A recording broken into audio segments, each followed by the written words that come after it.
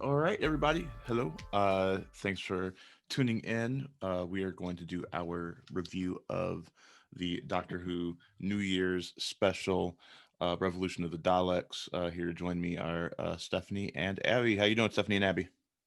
Hi. Hi. We're good.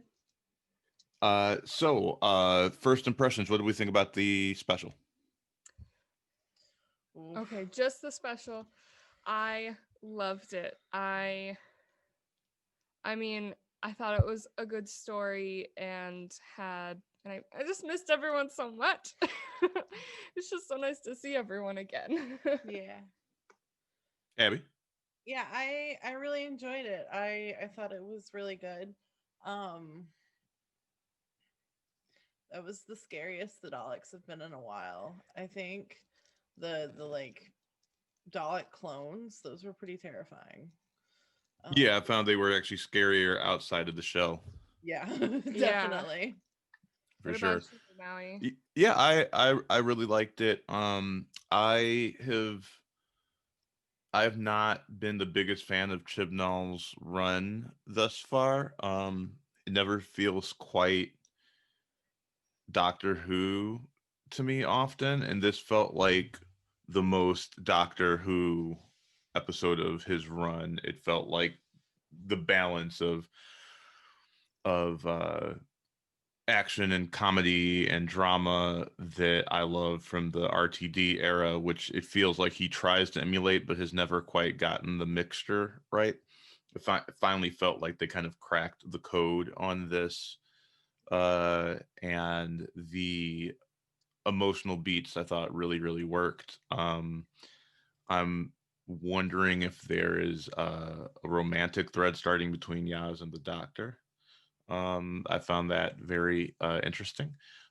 Curious to see if they're just baiting us, or if that's a thread that'll actually get pulled. If we're seeing like a new like Doctor Rose type of dynamic, which we haven't had in a while, Hmm. with a companion. I mean, since since Rose, really, because I mean Martha pined over him, but he never really went for her, unfortunately. Because even though she's better than Rose, what the big deal? Yeah, it's really interesting because I've kind of over the past year I've kind of like rejoined the Doctor Who fandom. I was in it a lot during the early Matt Smith years, and then I stopped using Tumblr and I stopped, like, obviously Facebook groups kind of stopped being a thing. And I wasn't in the fandom for a while, but in this past year I've started following like Twitters, and like so much of the fandom ships the Doctor and Yaz, Mhm. and the more I was reading about it, I was like, I like this too. So this is like the first episode where I've watched kind of like keeping that in mind, and I'm like, yes, you're kind of obsessed with her. Yeah, I found that very interesting. I also thought that the inclusion of Captain Jack was mostly successful. Um, Sometimes Captain Jack is a little too wink at the camera for me. Yep. Um, but I do love that character, so it was nice to see him back. Um, It was just nice for yeah. him to like be like saying all the throwbacks too, like a quote between him and 13 that he had between him and 9, I think they brought back, and like the reference to Rose and everything, and Hmm. Yeah. just made me Yeah, that it was the most like acknowledgement of the RTD era in a while. yeah. Because I felt like with Moffat's run, he Moffat it felt was intentionally trying to distance as much as possible from the RTD era, and Chibnall very much seems to be embracing the RTD era, which is nice. I Hmm. actually thought that that was not a good move on Moffat's part to distance from that. I am always a fan of yes and in world building. If you're passing the torch, you have to acknowledge what came before. Yep. It's my big problem with the sequel trilogy of Star Wars, for example. Um, they don't yes and from film to film in any of the three. I mean, they sort of do between 7 and 8, but between 8 and 9, it's like an act of like distancing, and the whole product suffers because of it. Um, I also like that this was a sequel of sorts to the previous New Year's special Resolution, right? It starts off like right after that adventure, and you see that Dalek that they took down. Um, so you see the thread of that, which I found very interesting. Mhm. Yeah. You're, he's right. Yeah. I forgot about Right. I do. Right. Yeah. It starts with like right after the events of that, and we see how that ends up informing the adventure that we see in Revolution of the Daleks. I thought that was pretty cool. I completely forgot about that and just kind of thought that they just like threw in that scene with the Dalek, like Guardians of the Galaxy Volume 2 intro style. Mhm. Like they just throw in this monster battle just so you get started in on action, and then Yeah. it makes so much more sense. Yeah. So I liked that. I really thought that the emotional beats of how the companions were affected by the Doctor being gone for 10 months in their eyes, how that affected their relationships with the Doctor. Yeah. However, I wish they would have asked the Doctor what actually happened to her, because like it seems like she was in prison for like decades. Yeah. Yeah. Yeah. And that's So yeah, it sucks that you didn't have your friend for a while, but she was like literally like in prison for like they didn't say exactly how long, but at one point, like she was there for decades. Jack said it took yeah, him Jack says something about years. decades, Yeah. Yeah. and it took him 16 years just to get next to her in the workout area. Mm-hmm. So Yeah, I completely agree, because on the one hand, it's like you're going 10 months without your best friend who just disappeared, and you're assuming she's dead, but Yaz is still like really holding on to hope that she made it out and that they can do something to save her. That is like mentally exhausting, and 10 months is an insane long time to wonder if your friend is alive or not. On the other hand, I right, really wish the doctor had been like, bitch, I've been in jail for much longer. Like, I could have been a lot later. right, Oh, right. yeah. Yeah, I thought that was 10 very months, not interesting. 19 years.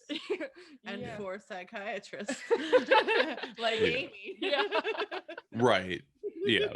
Yeah, that it did remind me of that actually. But I think that's also why them getting so mad had such an effect on the doctor, because this is something that she does accidentally all the time, is let her friends down this way by being late. Yeah. I do wish that. So one thing that I wish there was more of, and it sounds like they are setting up the next season to be an exploration into the pre first Doctor era of the Doctor. Um, but I was hoping, especially because I watched the Timeless Child or Timeless Children right before watching this. I was hoping that there would be more connective tissue to that, Mhm. and I was sad that there wasn't that. I kind of knew there wasn't going to be. Doctor Who has like a habit of that, where the specials kind of like They don't exist give you outside of the threads that connect the rest of the series. But at the same time, I definitely agree, because I want to know more. We waited so long already. Yeah.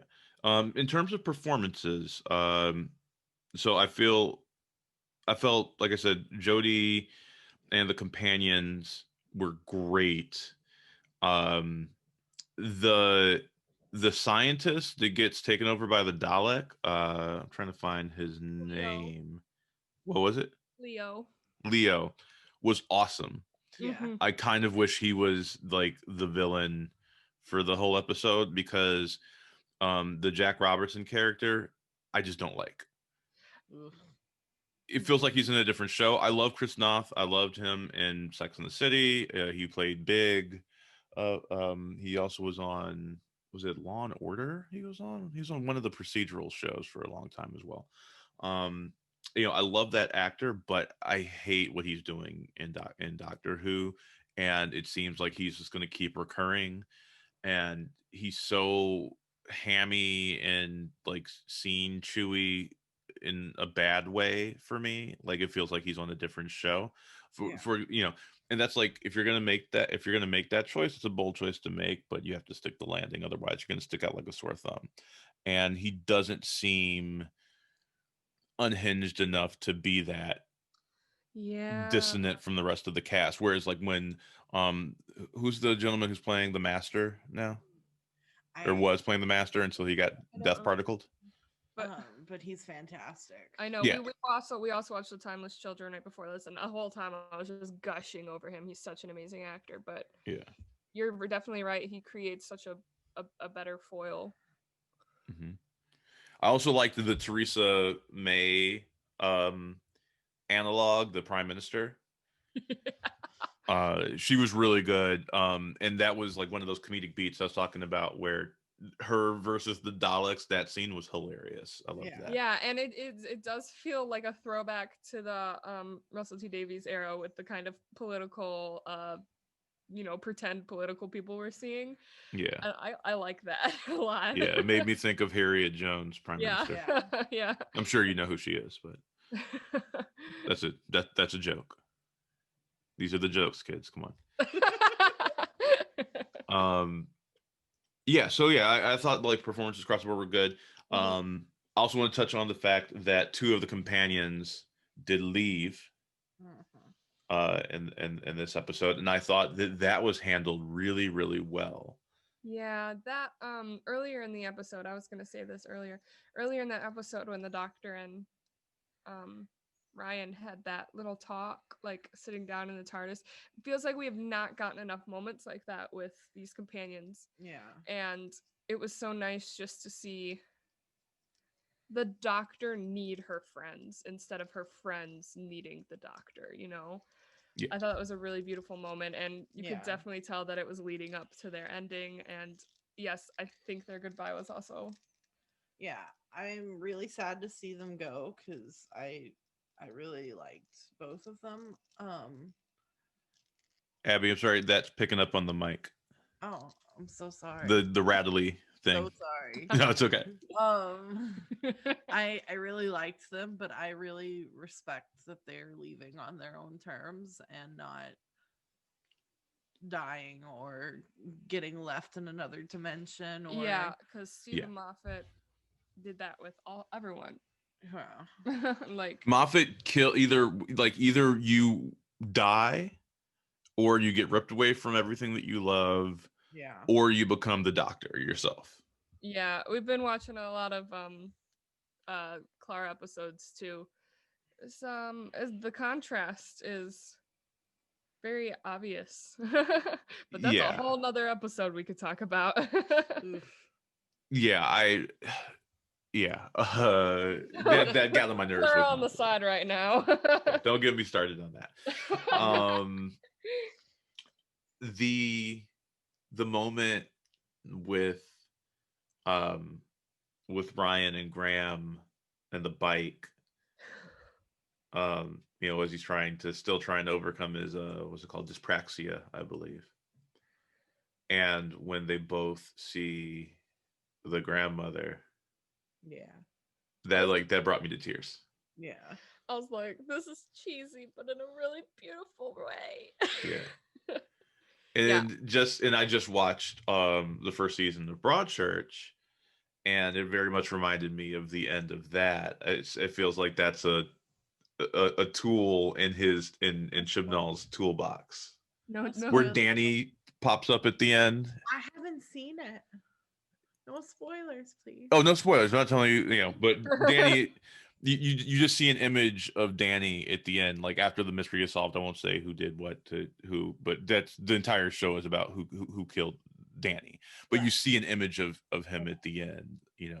after everything has been resolved, and it's like, oh, so that's a thing Chibnall likes to do, I guess. It's like that, and then like close-ups of people where time is slightly slowed down. Like those are like that's like the go-to moves. So what were some standout moments for y'all? Those were the things that really stuck out for me. I'd love to hear those standout moments for you. I loved the scene of pretty much anything with Jack, like especially when he broke the doctor out of jail. And it was like a whirlwind. He was like, all right, we got 11 seconds, let's go. I think that was nice. I mean, I thought that the Doctor was going to spend more of the episode in jail, but I'm really glad she didn't because the story needed to move along, you know. And it never even occurred to me that Jack would be the one to go and get her, but like, of course. Yeah. I didn't really understand, like, they didn't, I don't think they did a good job explaining why he showed up, like Yeah, or who how sent he him. knew she was there. Right. Yeah. Because it didn't seem like he had talked to the fam. Maybe he heard through the grapevine. I don't even know what time that Jack was from. Wibbly wobbly, timey wimey. Right. Because obviously the actor has aged. So it would make sense if he was like from whatever time she was currently in, and found out that, like, it all I needed was like a scene of him in, like, in the 237th century, and he's in a pub hitting on somebody when a Jadoon is there drinking and, talking about how we got the doctor. Yeah. Yes. You know. Honestly, headcanon. That's fine. That's all I needed. Right. Yeah. So yeah. So that was it. So this, any other standout moments? I really liked and it was just like a brief thing, but the little moment that we kind of got a glance at some of the past monsters in the prison around the Doctor. Yeah. With the Weeping Angel, and there was What was her name? What was the Weeping Angel's name?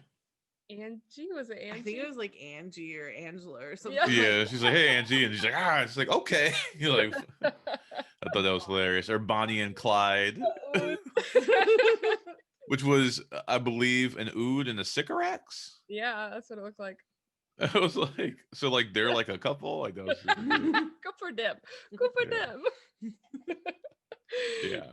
Yeah, that was just, those are the kind of moments that, like, when you're a big Doctor Who fan, that really get you like, oh yeah, this is good shit. Yeah, those fan servicey moments. Yeah, Yep. Oh, you need to you need to have a balance of the fan service and the plot for sure. I thought they did a good job of that. yeah, definitely. Yeah. And it's interesting because, I see the Daleks are going to be the big monster for the special, and I'm like, ooh, Daleks. But this episode managed to reinvent them without being weird like they were when they got all colorful, and make them scary again, like Abby said. So I thought that was also really well done. Nice balance, like you said. I don't think I've been creeped out by the Daleks really since Asylum of the Daleks. So that was nice. It's nice being creeped out by the Daleks. And it kind of had a bit of a almost alien kind of feel with the way that the Daleks were like attacking Yaz and Jack when they first stumble upon the cloning farm, which I really appreciated. I was hoping that the lead Dalek would get away. So, they brought in some old school Daleks as well, right? So we had the engineered shells and the reconstituted Dalek from the DNA that Leo inadvertently made, and then you had the Death Squad Daleks, that the Doctor describes as the SAS of Daleks, right? Yeah. So I thought that was cool, but I was hoping that one would get away. I have always wanted, and this is another RTD staple, right? Like, he gave Daleks actual like backstories and personalities, so there were like certain Daleks that we would follow and see. And I thought that would be cool if that Dalek was just took over Leo's body and became like an ongoing villain. I thought that could be really exciting.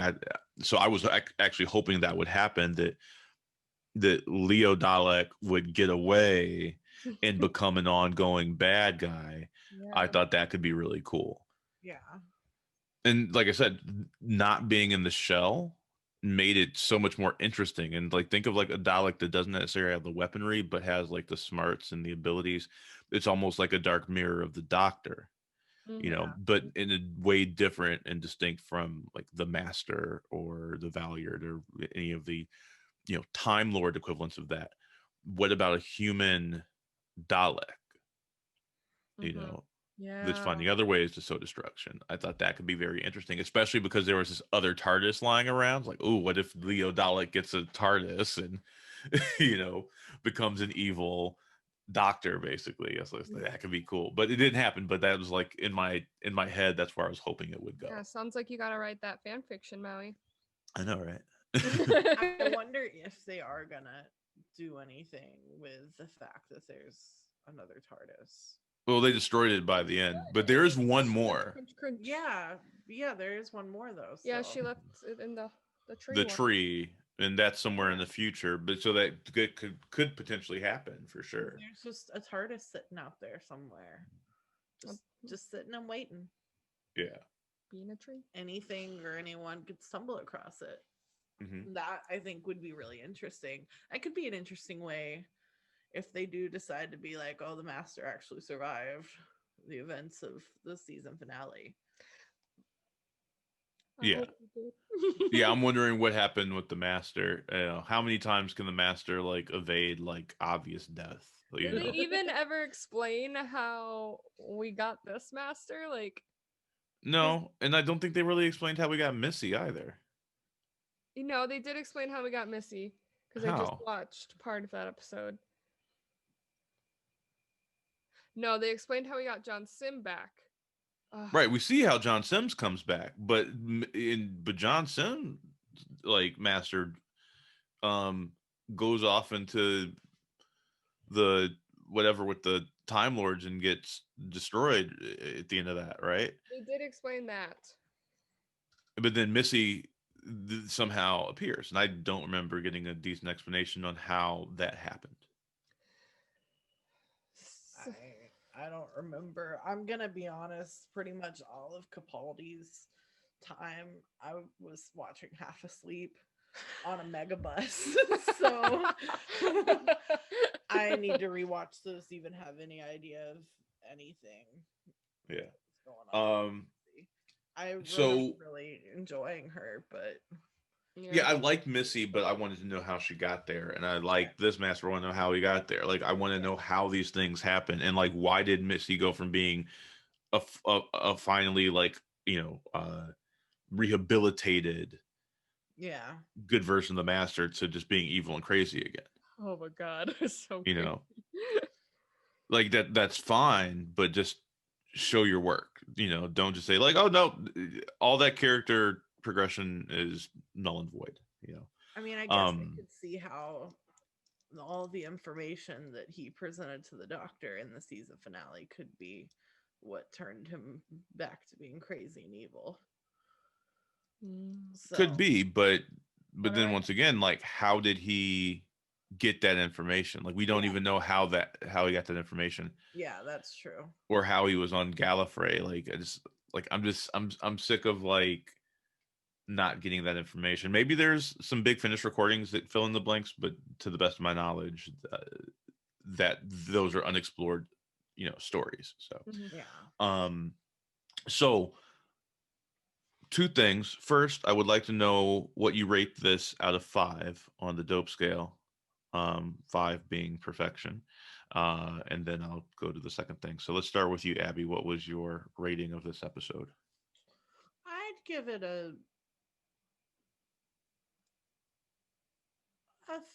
3.4. Oh wow, that's kind of a low score. Okay.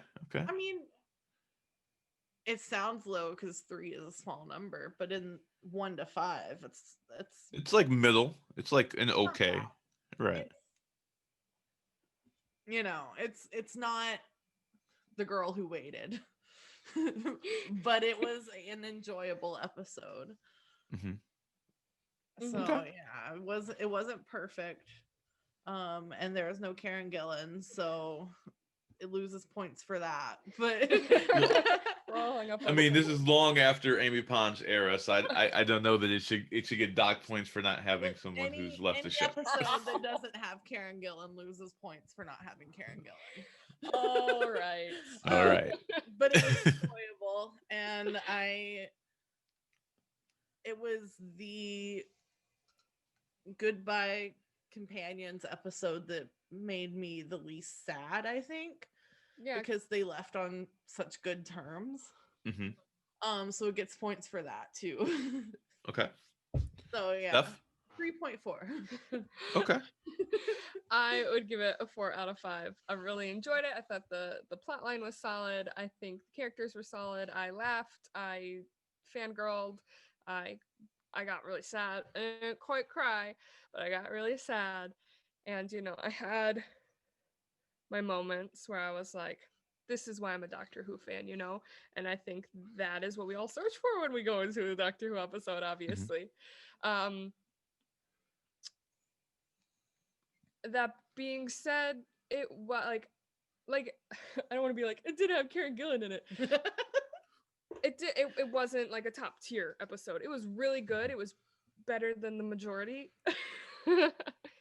But I wouldn't put it in like my top 10. Okay. What about you, Maui? Yeah, I've been thinking about it. And initially I probably would have given it higher marks just because I think this is the best episode of the Chibnall era. Like not necessarily in terms of like importance to the lore, but in terms of the execution of the tone of what I expect from a rip roaring Doctor Who adventure. It is for me the best of the era, and it excites me to see what happens in the next season. It loses points for, like I said, the villain took me out of it. He was just too cheesy. Robertson was too cheesy for me. And the villain that I enjoyed, the Dalek that was attached to Leo, I after the first half didn't have any more of him, right? So that made me sad. Even though I always enjoy when Daleks have to tough talk somebody else. So like the scene with the Daleks like talking shit to each other was amazing. Yeah, I love it when the Daleks talk shit together. Yeah. So I did like that. But yeah, so I think I would give it I think I would also give it a 4. It's a really good episode, not great. I'm not docking any points for past people not being in it, but and then okay, so those are our ratings. So here's the last thing I'm going to talk about. I don't know if you watched the little introducing the new companion scene at the end. I'm going to keep my thoughts to myself for the moment. I would love to hear what the two of you think about the reveal of the new companion, which was barely anything. Disclaimer to start with.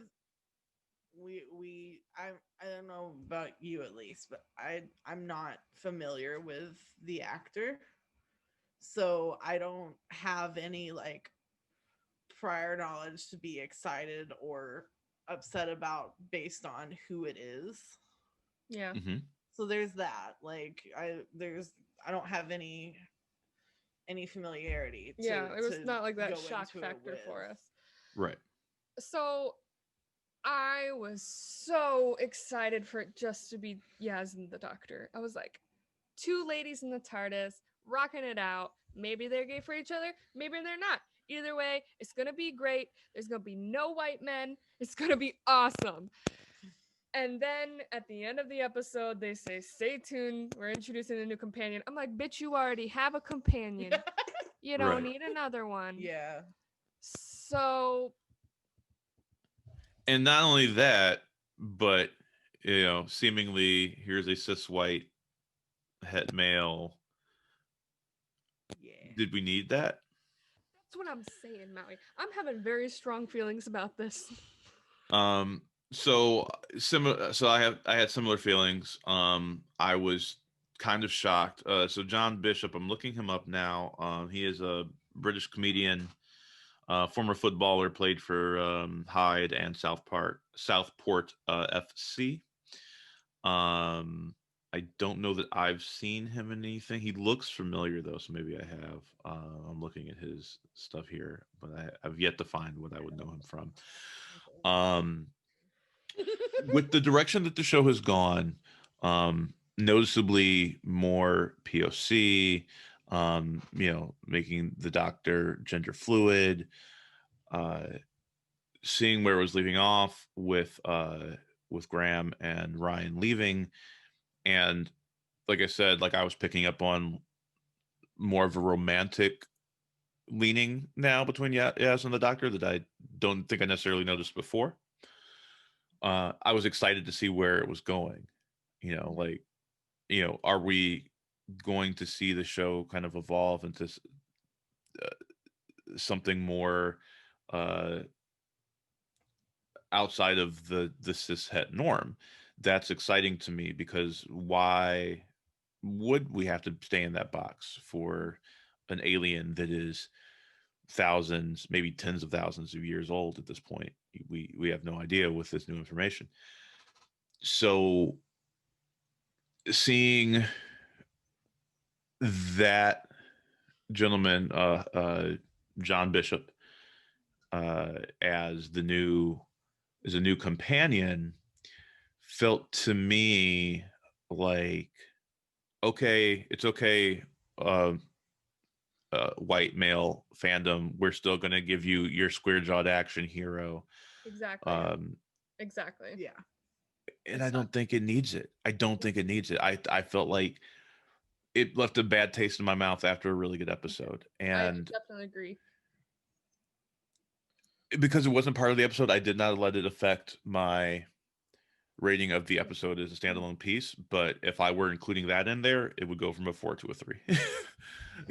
There was such a beautiful picture at the end when Yaz and the Doctor were standing next to each other, and the Doctor is obviously really upset, and she's saying, I can go back, I can change things, and you see this connection that they have, and I was like, oh yeah, like they're gonna be there for each other, they're gonna fight the bad guys and all this, and I was very, very excited. And then it was like, I don't know, I know they'll still be together and they'll still be there, but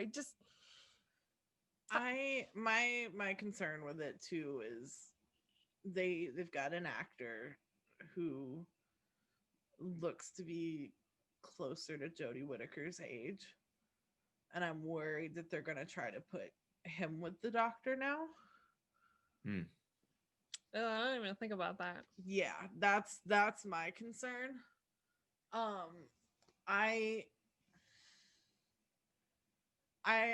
like to try to go into things and just being like, trust them to with the story, see what they're gonna do before I judge it.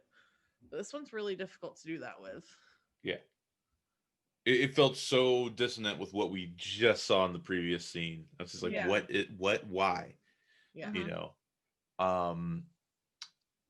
With that last scene too, with Yaz and the Doctor, when she said, it's okay to be sad.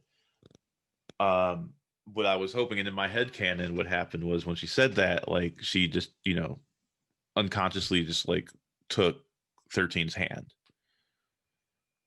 and they just like had like a quick little moment of intimacy, right? The companions, what makes the companions so special and why those relationships are so intense and so transcendent is that the Doctor is so old and so powerful that sometimes the Doctor forgets their, not humanity, but humanity, right? That forgets, their that they're not a god. Yeah.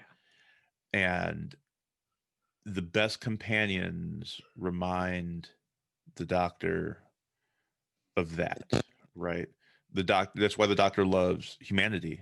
That the Doctor sees humanity as the greatest weapon in the universe, but sometimes the Doctor loses track of that. Yeah. I just rewatched The Christmas Bride, Donna Noble's first episode, The Runaway Bride. Yeah. I think The Christmas Bride is a Hallmark movie. I think it is.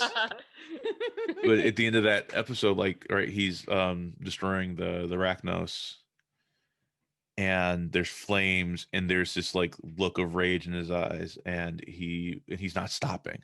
He's losing himself. in the infinite depths of an anger that only a being thousands of years old who has endured the death of his people and like the deaths of billions of people over hundreds of years could feel. It's seeing something so unjust.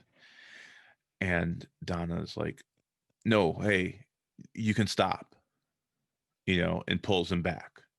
Yeah. And then when he leaves and he doesn't take her with him, she says, like, I hope you find somebody because I think you need someone to remind you uh, who you are, to keep you tethered. Mhm.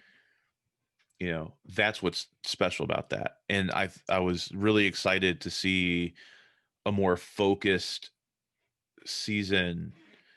I loved the fam Yeah. uh era of Jodie Whittaker, but to see the Yaz and Mhm. Doctor era of Jodie Whittaker's Doctor Who, I was super excited for that, I and I'm was too. super let down.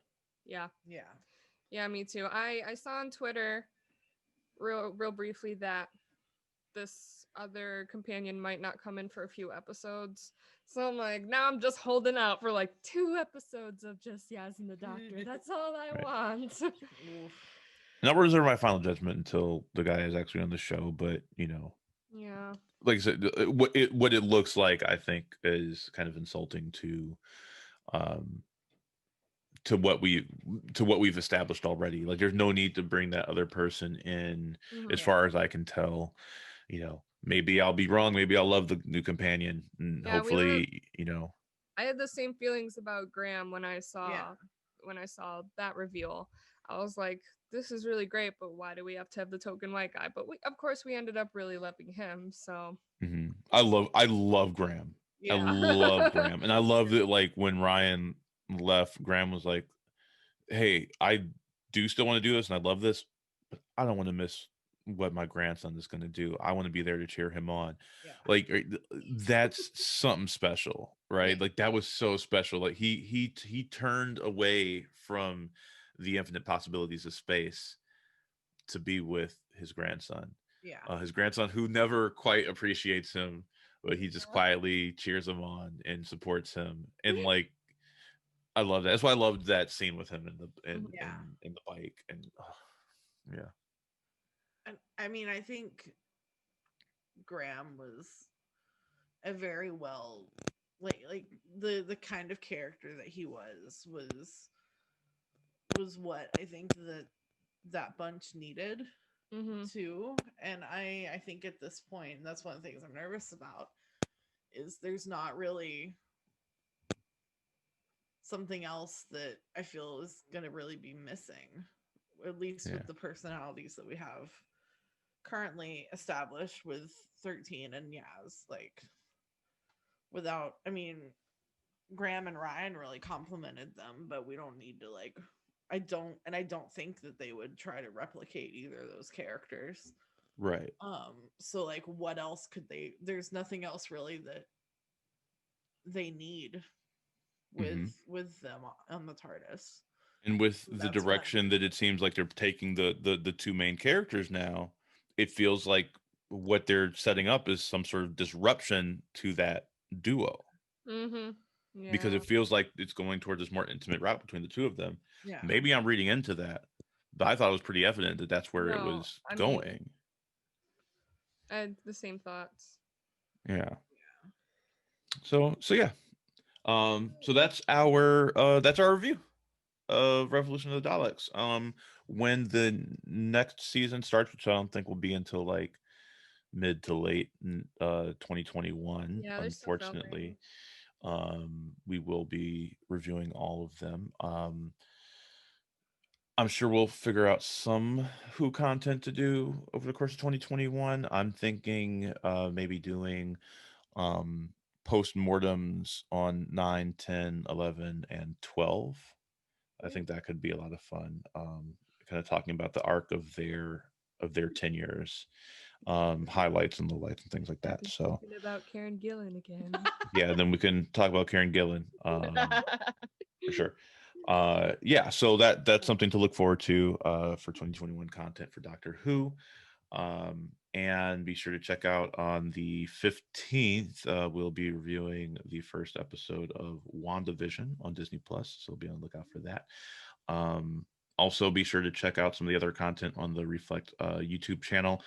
We just finished an awesome partnership with Brondy House and did highlighted Black leaders every day of Kwanzaa. It was really, really special, and we really enjoy doing that collaboration. So be sure to like and subscribe to our YouTube channel. Hope you enjoyed this video. Thank you so much. Bye. Bye.